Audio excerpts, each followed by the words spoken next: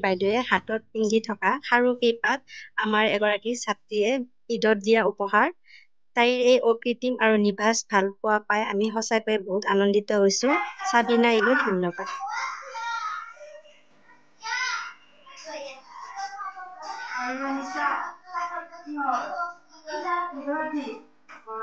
বহুত ধুনীয়া লাগিছে,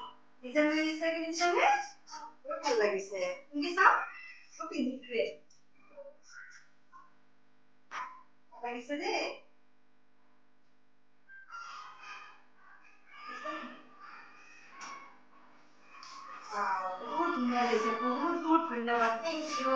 ইমান মৰম পাই বহুত ভাল লাগিছে।